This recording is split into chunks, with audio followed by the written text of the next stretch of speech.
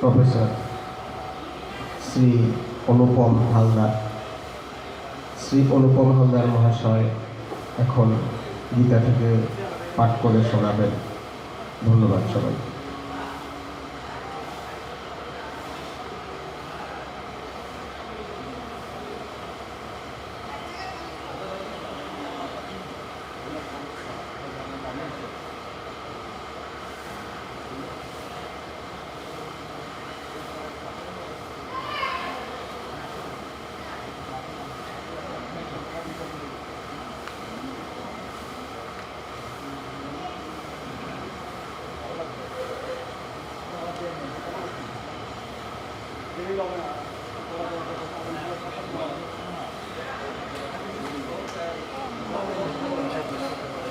হরে কৃষ্ণ, হরে কৃষ্ণ। ভক্তবৃন্দের চরণে আমার বৈষ্ণবীয় প্রণাম রইল। ওম অজ্ঞান তিমিরান্ধস্য জ্ঞানাঞ্জন শলাকয়া চক্ষুরোন্মিলিতাং যেন তস্मै শ্রীগুরুবে নমঃ। বংশকল্পতরুভ্যশ্চ কৃপা সিন্ধুভ্যেব চ পতিতানাং পাবনেভ্যো বৈষ্ণবেভ্যো নমো নমঃ। পঞ্চতত্ত্বাত্মকাম কৃষ্ণং ভক্তরূপস্বরূপকাম ভক্তাবতারং ভক্তাত্মং নমামি ভক্তশক্তিকাম।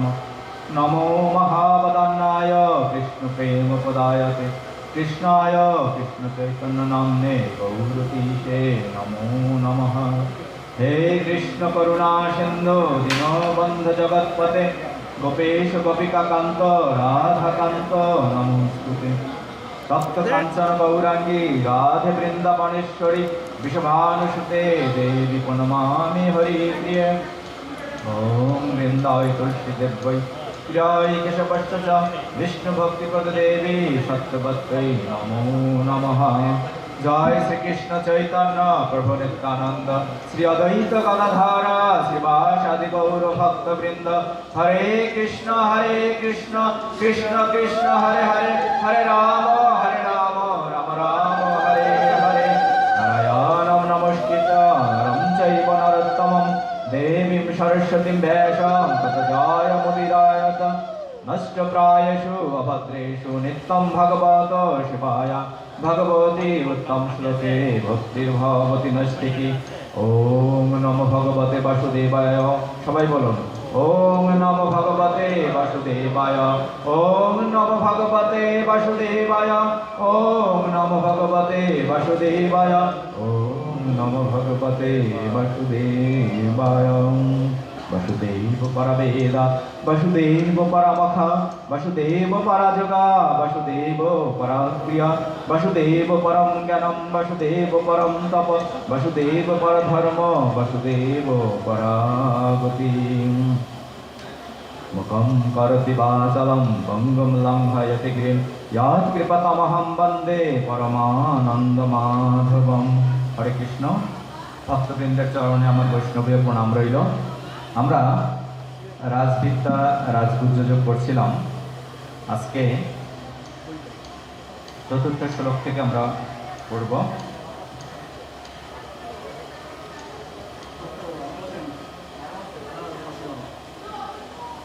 4 এবং 6 নং শ্লোকে এর মূল কথা হচ্ছে কি ভগবান শ্রীকৃষ্ণ সর্বদা নির্লিপ্ত থাকেন, কিন্তু তার অধ্যক্ষতায় সবকিছুই পরিচালিত হচ্ছে।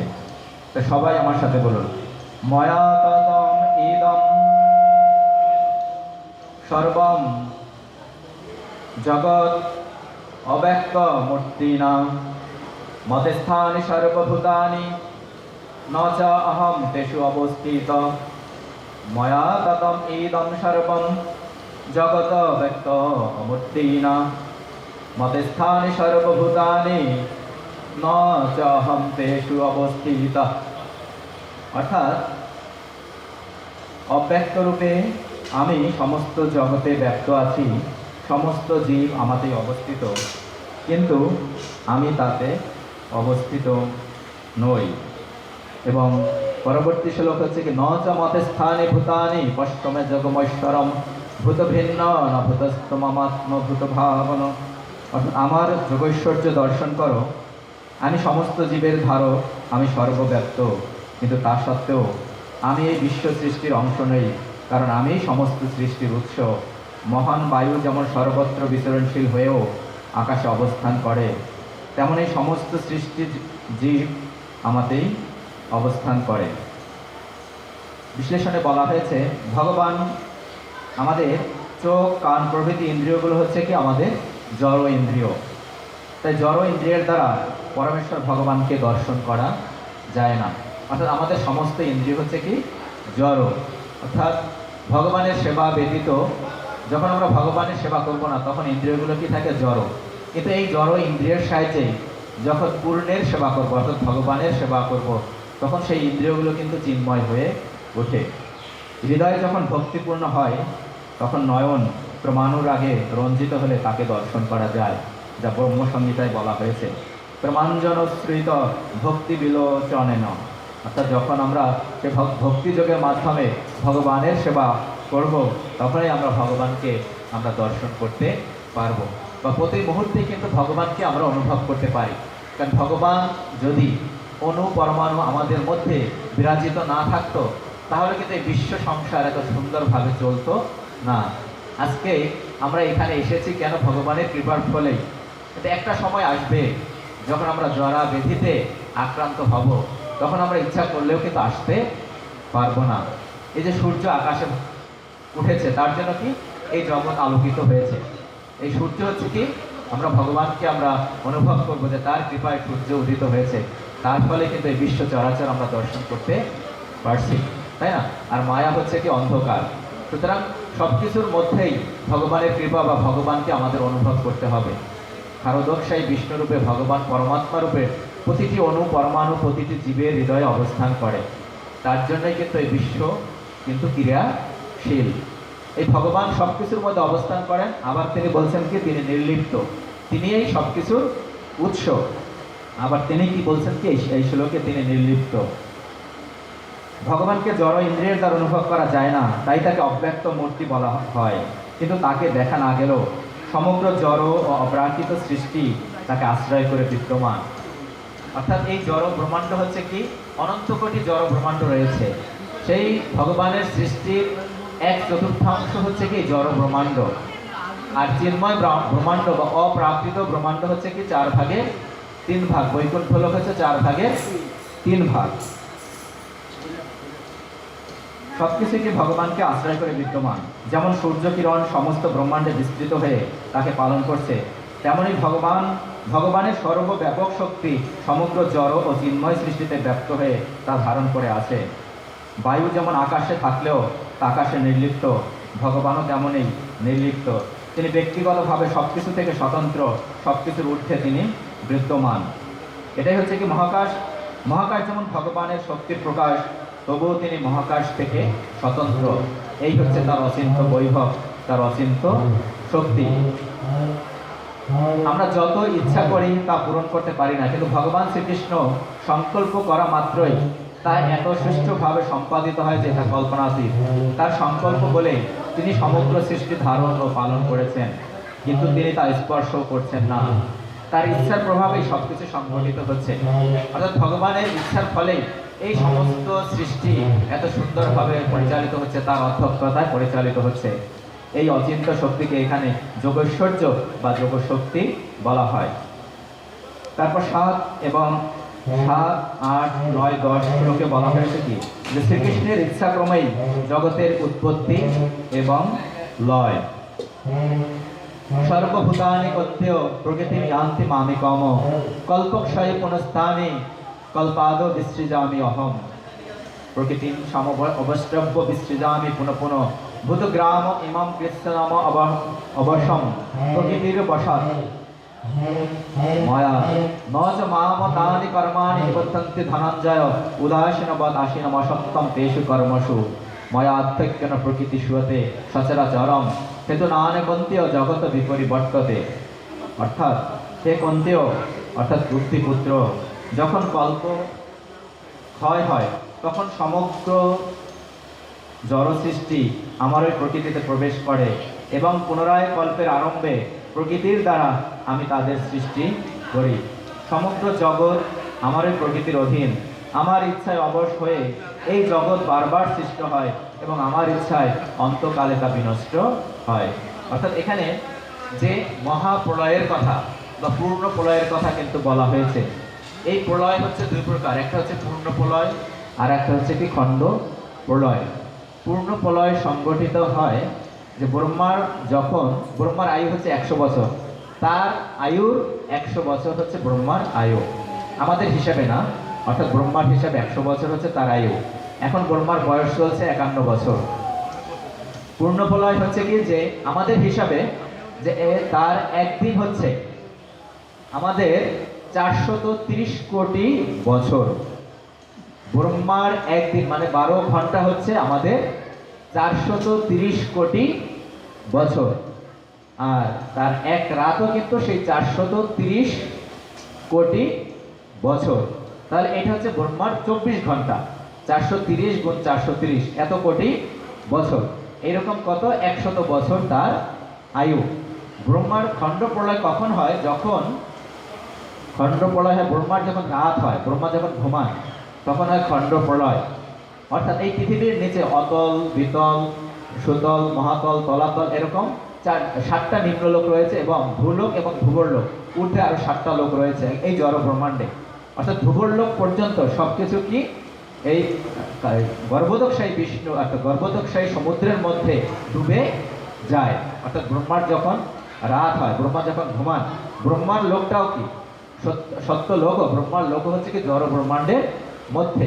অর্থাৎ ভূগর্লোক পর্যন্ত এই পৃথিবী থেকে নিচে সমস্ত লোকগুলো 7টা লোক এবং পৃথিবী এবং ভূগর্লোক সহ এই লোকগুলো কি যে গর্ভোদক সমুদ্রে ডুবে যায়। অর্থাৎ 430 কোটি বছর পর্যন্ত এভাবে খণ্ড প্রলয় হয়, আবার ব্রহ্মার আবার দিন শুরু হয়। এভাবে যখন 100 বছর পূর্ণ হবে তখন কি হবে? পূর্ণ প্রলয় হবে। অর্থাৎ সমগ্র জড় সৃষ্টি কারণ সমুদ্রে শায়িত মহাবিষ্ণুর মধ্যে প্রবিষ্ট হবে। এটা হচ্ছে কি পূর্ণ প্রলয়। তাহলে আমাদের আয়ু কয়টা দিন, তাই না? কিন্তু আমাদের কি আমাদের কর্ম বাসনা অনুযায়ী বারবার আমরা কি করব? আবার একটি জড় দেহ ধারণ করব, আবর্তিত হতে থাকবো আমরা। কিন্তু আমাদের জীবনের উদ্দেশ্য হচ্ছে কি? মনুষ্য জন্মের উদ্দেশ্য হচ্ছে কি? এই জন্ম মৃত্যুর চক্র যেন আমরা ছেদন করতে পারি, তার জন্য কিন্তু এই আয়োজন। আজকে আমরা এই গীতা ভাগবতের কথা আলোচনা করছি, যে তারপর ভজন গান হলো। এই আয়োজন কেন? এই আয়োজন একটি মাত্রই কারণ, প্রধান উদ্দেশ্য হচ্ছে কি যে মৃত্যুর সময় যেন আমরা ভগবান শ্রীহরির কথা স্মরণ করতে করতে দেহ ত্যাগ করতে পারি। এই ক্ষেত্রে এই শ্লোকের উল্লেখ করে আমি সৃষ্টি তথ্যটা হচ্ছে কি যে প্রথম যখন সৃষ্টি শুরুতে তখন তিনি কি কারণ সমুদ্রে শায়িত হন। এটা হচ্ছে কি কারণোদকশায়ী বিষ্ণু। তখন তার নিঃশ্বাস, শ্বাস প্রশ্বাস থেকে বা প্রত্যেকটা লোমকূপ থেকে এক একটা জড় ব্রহ্মাণ্ড সৃষ্টি হয়। এই জড় ব্রহ্মাণ্ডের মধ্যে তিনি আবার প্রবিষ্ট হন কি গর্ভোদক সমুদ্র বলা হয়। এই গর্ভোদক সমুদ্রে গর্ভোদকশায়ী বিষ্ণু রূপে তিনি শায়িত হন, যে ছবিটা আমরা কিন্তু অনেক দর্শন করে থাকি, তাই না? এবং তার নাভিমূল থেকে কি ব্রহ্মার সৃষ্টি, এবং এটা হচ্ছে উপসৃষ্টি। ব্রহ্মা যে সৃষ্টি করেছেন, প্রথম সৃষ্ট জীব হচ্ছে ব্রহ্মা, তারপর তিনি দেবতা, মানুষ, সমস্ত কিছু এই সৃষ্টি তিনি করেছেন। এগুলো হচ্ছে কি উপসৃষ্টি ব্রহ্মা করেছেন। এই উপসৃষ্টিগুলো জড় ব্রহ্মাণ্ডে ব্রহ্মা রাত্রের সময় এগুলো কি খণ্ড প্রলয় হয়। আর পূর্ণ প্রলয় হবে কখন? যখন ব্রহ্মার 100 বছর পূর্ণ হবে। তাহলে 100 বছর কত হবে সেই হিসাবটা আমরা বের করতে পারি, কারণ তার একটি মাত্র দিন অর্থাৎ 12 ঘন্টা হচ্ছে কত? 430 কোটি বছর। সুতরাং সেই হিসাবটা আমাদের মনে রাখতে হবে, যে তাহলে এই কয়টা দিন, নগণ্য কয়েকটা দিন আমরা অহংকারে মত্ত থাকি, তাই না? কুন্তী মহারানী কি বলছে? যে আমাদের অহংকার হচ্ছে 4 প্রকার: জন্ম, ঐশ্বর্য, শ্রুতভি। জন্ম মানে অর্থাৎ আমরা যদি উচ্চকুলে জন্মগ্রহণ করে থাকি সেই অহংকারে আমরা মত্ত থাকি। ঐশ্বর্য অর্থের অহংকার, যার অর্থ থাকে তাকে কি ভগবানের কাছাকাছি খুব কম আসতে দেয়, সে সবসময় কি মায়ার জগতে থাকে সবসময়, যার ঐশ্বর্য বেশি থাকে। কারণ ঐশ্বর্য হচ্ছে কি ভবরোগ তাকে বৃদ্ধি করতে সহায়ক, এই ভবরোগ তার বৃদ্ধি করে। কিন্তু তাকে যদি এই গীতা ভাগবতমের শিক্ষা যদি সে লাভ করে, তখন সেই ঐশ্বর্যকে সে ভগবানের সেবায় নিয়োজিত করতে পারে। তখন সেই ঐশ্বর্য তাকে আর ভববন্ধনে আর আবদ্ধ করবে না। কারণ সমস্ত ঐশ্বর্য কি আমাকে ত্যাগ করবে, কি আমার জড়দেহ ত্যাগ করার সময় আমি যখন এই জড়দেহ ত্যাগ করব, সমস্ত ঐশ্বর্য সমস্ত ধন দৌলত আমাকে ত্যাগ করবে। সুতরাং যে ধন দৌলত যে ঐশ্বর্য আমাকে ত্যাগ করবে, সেই ধন দৌলত আমাদের বলি মহারাজ বলছেন কি ভগবানের সেবায় নিয়োজিত করা। তখন হবে কি আমাকে আর কর্মবন্ধনে আবদ্ধ করবে না। কর্মবন্ধনে আবদ্ধ মানে কি আমি আর পুনর্জন্ম গ্রহণ করে পুনরায় আমি এই জড় কর্মকাণ্ড আর করব না। সুতরাং এই ঐশ্বর্য সমগ্রী ভগবানের সেবায় আমাদের ব্যয় করতে হবে। আর হচ্ছে কি যে আমাদের শিক্ষার অহংকার, যখন এই উচ্চ শিক্ষায় জড়জাগতিক শিক্ষায় যখন কেউ উচ্চ শিক্ষিত হয়, তখন সে আমাদের এই গীতা ভাগবতমের আশ্রয় গ্রহণ করতে চায় না। এটা মনে করে কি যে এটা মানুষের মন গড়া। কিন্তু গীতার কথা 5000 কত 200 বছর পূর্বে ভগবান যে গীতার জ্ঞান দিয়েছে তার কি কোনো পরিবর্তন হয়েছে না। কিন্তু আমাদের এই জড় জ্ঞান, আজকে একটা থিওরি দিল বিজ্ঞানীরা, কয়েকদিন পরে সেটা পাল্টে যায়, কিন্তু এটা পরিবর্তনশীল। কিন্তু গীতা ভাগবতমের জ্ঞান কখনোই পরিবর্তনশীল নয়। এবং আমরা অহংকারকে জন্ম, তারপর বললাম ঐশ্বর্য এবং শিক্ষার অহংকার এবং সৌন্দর্যের অহংকার, আমি সৌন্দর্য, ঠিক আছে, এই 4টি অহংকারে জড় জগতে আমরা সবসময় থাকি। সুতরাং এই অহংকার থেকে আমরা মুক্ত হয়ে ভগবানের চরণে আমাদের আশ্রয় গ্রহণ করতে হবে। গীতা ভাগবতমের আশ্রয় গ্রহণ করে আমাদের এটা হচ্ছে কি যে কৃষ্ণ শিক্ষা গ্রহণ করতে হবে। এবং বল কৃষ্ণ ভজ কৃষ্ণ কর কৃষ্ণ শিক্ষা, বল কৃষ্ণ অর্থাৎ ভগবানের সেই নাম হরে কৃষ্ণ মহামন্ত্রে আমাদের আশ্রয় গ্রহণ করতে হবে। যদি গীতা ভাগবতম আমরা যদি উপলব্ধ করতে পারি, তখনই আপনি কিন্তু এই হরে কৃষ্ণ মহামন্ত্র জপ করবেন। এটা কারণ ভালোবাসা, ভালোবাসা কিন্তু একটা ইমোশন না, এটা কি একটা অ্যাকশন, অর্থাৎ কর্ম ক্রিয়া। যখন আপনি এই গীতা ভাগবতম বুঝবেন, তখনই কি আপনার হৃদয়ের অজ্ঞানতা দূর হয়ে ভগবানের সেবায় নিজেকে নিয়োজিত করবেন।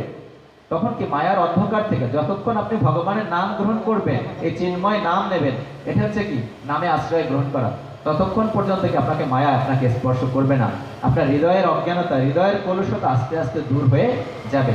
কারণ আমাদের হৃদয়ে কি মল রয়েছে, হৃদয়ের মল দূর করবে কি গীতা ভাগবতম যত আমরা পড়বো, যত শ্রবণ করব, এই হৃদয়ের মল তত দূর হবে।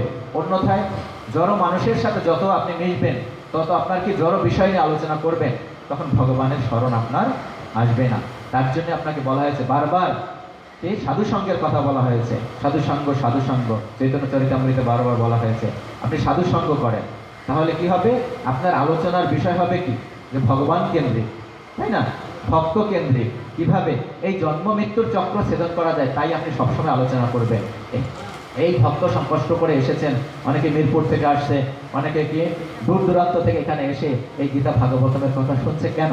অন্তত এই সময়টা তার ভালো আছে, এইখান থেকে যা গ্রহণ করবে, এখান থেকে শিক্ষা গ্রহণ করে সে যদি সেটা তার জীবনে প্রয়োগ করতে পারে, সেটাই হচ্ছে কি যে আসল প্রাপ্তি, তাই না। এবং আপনার দ্বারা এই জ্ঞানটা যদি অন্য যদি উপকৃত হয়, তাহলে সেই পুণ্যটাকে আপনিও পাবেন।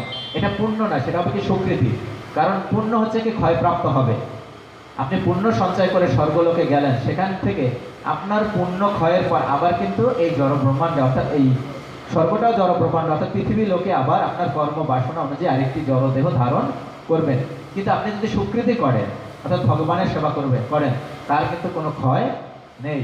তাহলে এখানে বলা হয়েছে কি যে প্রলয়ের কথা, সুতরাং সব কিছুই কিন্তু বিনাশপ্রাপ্ত হবে। আমাদের এটা মনে রাখতে হবে, কাল রূপে ভগবান আমাদেরকে গ্রাস করবে। সুতরাং সেই মৃত্যুটা যেন সুন্দর হয়, সেই মৃত্যু যেন কি, সেই মৃত্যুর সময় যেন অন্তকালে চ মানব স্মরণ মুক্ত কলে গরম, আমরা যেন ভগবানের নাম স্মরণ করতে করতে জড়দেহ ত্যাগ করতে পারি। এটাই আমাদের কি, আমাদের আয়োজন থাকবে। আমাদের সমস্ত আয়োজন যেন তাই থাকে, যেন সবসময় ভগবানের স্মরণ গ্রহণ করতে পারি। ভগবান এখানে ঘোষণা করে ময়া অর্ধেক জন্য প্রকৃতি শুরুতে সচরাচর, অর্থাৎ আমার অধ্যক্ষতাই কিন্তু জড়া প্রকৃতি এই চরাচর বিশ্ব সৃষ্টি করে। প্রকৃতির নিয়মে এই জগৎ পুনঃ পুনঃ সৃষ্টি হয় এবং ধ্বংসপ্রাপ্ত হয় প্রকৃতির নিয়মে। কিন্তু কার অধ্যক্ষতায়? ভগবানের অধ্যক্ষতায়। ভগবানের অধ্যক্ষতায় এই জড় ব্রহ্মাণ্ড, এরকম অনন্ত কোটি জড় ব্রহ্মাণ্ড কিন্তু রয়েছে। প্রত্যেকটা ব্রহ্মাণ্ডে এরকম এক একটা বিভিন্ন দেবদেবী রয়েছে, তার এক একটা ডিপার্টমেন্ট দেওয়া হয়েছে, তাই না? এক এক দেবদেবী তার এক একটা দায়িত্ব দেওয়া হয়েছে। কার অধ্যক্ষতায়? ভগবান শ্রীকৃষ্ণের অধ্যক্ষতায় কিন্তু সমস্ত দেবদেবী যার যার কর্ম করছে। সবাই কিন্তু দেবদেবী, মানুষ সবাই কিন্তু আমরা দাস, দাসেরও দাস। সুতরাং সেই আমাদের পূর্ণের সেবা করতে হবে। ভগবান হচ্ছে কি পূর্ণ, তাই না? সেই পূর্ণের আমাদের সেবা করতে ঈশ উপনিষদে বলা হয়েছে, ওম পূর্ণমাদ পূর্ণম ইদম পূর্ণাৎ পূর্ণম উদচ্যতে পূর্ণস্য পূর্ণমাদায় পূর্ণম এব অবশিষ্যতে। অর্থাৎ পরমেশ্বর ভগবান সর্বতভাবে পূর্ণ, তিনি সম্পূর্ণভাবে পূর্ণ বলে এই দৃশ্যমান জগতের মতো তার থেকে উদ্ভূত সবকিছুই সর্বতভাবে পূর্ণ। পরম পূর্ণ থেকে যা কিছু উদ্ভূত হয়েছে তা সবই পূর্ণ, কিন্তু যেহেতু তিনিই হচ্ছেন পরম পূর্ণ, তাই তার থেকে অসংখ্য অখণ্ড ও পূর্ণ সত্তা বিনির্গত হলেও তিনিই পূর্ণরূপেই অবশিষ্ট থাকেন। অর্থাৎ তিনিই পূর্ণ, পূর্ণ থেকে যা সৃষ্টি সবকিছুই পূর্ণ। সুতরাং তিনি হচ্ছেন কি পূর্ণ, পরম পূর্ণ হচ্ছে কি ভগবান শ্রীকৃষ্ণ সচ্চিদানন্দ বিগ্রহ। তাই ভগবান হচ্ছে কি যে সচ্চিদানন্দ বিগ্রহ, ঈশ্বর পরম কৃষ্ণ সচ্চিদানন্দ বিগ্রহ। অর্থাৎ ঈশ্বরই হচ্ছে কি পরম কৃষ্ণ, আমাদের পরম আশ্রয়। সচ্চিদানন্দ বিগ্রহ, আমি এটার একটু ব্যাখ্যা করছি। সৎ, চিৎ এবং আনন্দ। সৎ হচ্ছে কি নিত্যত্ব প্রকাশ পায়, নিত্য অর্থাৎ ব্রহ্মস্বরূপ। সতের উপলব্ধি হচ্ছে কি ব্রহ্মস্বরূপ অর্থাৎ নিত্যত্ব, সবসময় যেটা থাকবে বিরাজমান। চিৎ হচ্ছে কি জ্ঞানময়, অর্থাৎ পরমাত্মার উপলব্ধি হলো তার সৎ এবং চিৎ উপলব্ধি, অর্থাৎ তার নিত্যত্ব এবং তার জ্ঞানময় স্বরূপের উপলব্ধি হচ্ছে কি চিৎ। এবং আনন্দময় হচ্ছে কি পরমেশ্বর ভগবানের যে অপ্রাকৃত রূপ, যে ভগবান শ্রীকৃষ্ণের যে অপ্রাকৃত রূপ, তা হচ্ছে কি সবসময় আনন্দময়। সুতরাং যা হচ্ছে পূর্ণ, যা হচ্ছে আনন্দময়, সেই আনন্দের আমাদের সেবা করতে হবে। সবকিছু কি বাসুদেবের আশ্রয় গ্রহণ করতে হবে। তাই ভাগবতমে কি বলছে? বাসুদেব পরা বেদা বাসুদেব পরা যোগা বাসুদেব পরা ক্রিয়া বাসুদেব পরম জ্ঞানম বাসুদেব পরম তব। অর্থাৎ এই পুরো পূর্ণ মঙ্গলময় যদি আমরা আশ্রয় গ্রহণ করতে পারি, তাহলে আমাদের হৃদয়ের সমস্ত ক্লেশ দূর হবে, আমাদের অজ্ঞানতা দূর হবে। তখনই সবকিছু আমাদেরকে মঙ্গলময় হয়ে উঠবে। যখন আমরা বাসুদেবের চরণে আশ্রয় গ্রহণ করতে পারবো, তখনই হরি হরি বল, তখনই আমাদের জীবন আনন্দময় হয়ে উঠবে। জীবনকে আমাদের কর্মের সাথে যদি ভগবানকে যুক্ত করি, তাহলেই আমাদের জীবন আনন্দময় এবং সুন্দর হয়ে উঠবে। এই গীতা ভাগবতমের জ্ঞান আমাদের সবাই যার যার অবস্থান থেকে আমাদের প্রচার করতে হবে। কিভাবে আমরা প্রচার করব? কর্মযোগ বা ভগবানের সন্তুষ্টি বিধানের জন্য সবকিছুই আমাদের করতে হবে। অর্থাৎ ভগবান শ্রীকৃষ্ণের সন্তুষ্টি বিধানের জন্য আমরা এই কর্ম করব। ভগবত ভক্ত বা তত্ত্ববেত্তা মহাজনের কাছে নিয়মিতভাবে আমাদের গীতা ভাগবতমের কথা শ্রবণ করতে হবে এবং পাঠ করতে হবে, যেন আমাদের কলি আশ্রয় গ্রহণ না করে। গৃহে অথবা উপাসনালয়ে ভগবানের আমাদের মহিমা কীর্তন করব। শ্রীমদ্ ভাগবতমের বাণী প্রচারক যিনি প্রচার করেন, ভাগবতদের সর্বতভাবে তাকে সেবা করা, সহযোগিতা করা, ভগবত চেতনায় পরিবেশে সবসময় বাস করা। আপনার পরিবেশে এমন যেন হয় সেটাও ভগবত চেতনায়, ভগবানের চেতনায় যেন থাকে। কারণ চেতনা অনুসারে মানুষকে ভাগ করা হয়েছে মনুষ্য প্রজাতিকে 4 লক্ষ। কিন্তু আমরা বিজ্ঞানের ভাষায় জানি মনুষ্য প্রজাতি এক প্রকার, কিন্তু আমাদের বৈদিক সাহিত্যে এই মনুষ্য প্রজাতি হচ্ছে 4 লক্ষ। সুতরাং সেই এমন একটা সুন্দর পরিবেশে আমরা বাস করার চেষ্টা করব, যেখানে কি সাধুসঙ্গ করার সুযোগ রয়েছে। তা না হলে কি আমাদের কলি সবসময় আমাদের গ্রাস করবে। এই কলি প্রত্যেকটা যুগের কিন্তু একজন তার অধিষ্ঠাত্রী দেবতা রয়েছেন। কলিও কিন্তু এক দেবতা, এই কলি, তাই না? যখন পরীক্ষিত মহারাজ, কলি যখন আসলো, পরীক্ষিত মহারাজকে তিনি আশ্রয় চেয়েছিলেন যে আমাকে আশ্রয় প্রদান করুন। তখন পরীক্ষিত মহারাজ তার শাসনামলে তাকে 4টি জায়গা প্রদান করেছিল যে তুমি এই 4টি জায়গায় তুমি অবস্থান করো। কিন্তু পরীক্ষিত মহারাজ এত সুন্দরভাবে দেশ পরিচালনা করছিলেন, সেই 4টি জায়গা তিনি খুঁজে পেলেন না। সেই 4টি জায়গা কি? সুত উবাচ অভ্যর্থিত তদা তস্মৈ স্থানানি কলয়ি দদৌ দূতম পানম স্ত্রিয় শুনা যত্র অধর্ম চতুর্বিধ। কি সেই 4টা জায়গা?